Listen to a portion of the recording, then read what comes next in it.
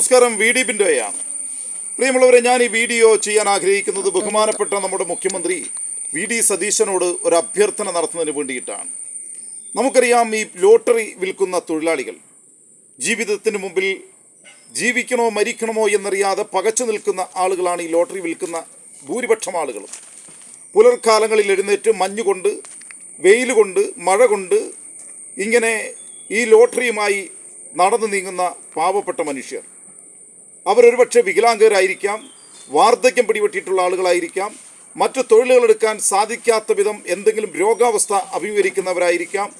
അങ്ങനെ ജീവിതത്തിൻ്റെ മുമ്പിൽ പകച്ചു നിൽക്കുന്ന ആളുകൾ എങ്ങനെയെങ്കിലും ജീവിക്കാമല്ലോ, ഒരു നേരത്തെ ഭക്ഷണം കഴിക്കാമല്ലോ, ആരുടെ മുമ്പിൽ കൈനീട്ടണ്ടല്ലോ എന്നുള്ള രീതിയിലാണ് ഈ ലോട്ടറി വിൽപ്പന ഒരു ഉപജീവന മാർഗമായി അവർ സ്വീകരിച്ചിട്ടുള്ളത്.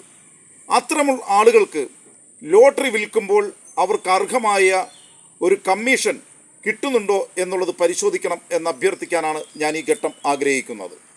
നമുക്കറിയാം, അന്തരിച്ചുപോയ ബഹുമാനായ മുഖ്യമന്ത്രി ശ്രീ ഉമ്മൻചാണ്ടി കേരളത്തിൻ്റെ മുഖ്യമന്ത്രിയായിരുന്ന ഘട്ടത്തിൽ ഒരു ലോട്ടറി വിൽക്കുമ്പോൾ അവർക്ക് 10 രൂപ കമ്മീഷനായി ലഭിക്കുമായിരുന്നു. എന്നാൽ കഴിഞ്ഞ 10 വർഷം പിണറായി വിജയൻ കേരളം ഭരിക്കുന്ന ഘട്ടത്തിൽ ഒരു ലോട്ടറി വിൽക്കുമ്പോൾ കിട്ടുന്നത് 6 രൂപയാണ്. ഇപ്പോൾ അവർക്ക് ലഭിക്കുന്നത്, ഒരു ലോട്ടറി വിൽക്കുമ്പോൾ കിട്ടുന്നത് വെറും 6 രൂപയാണ്.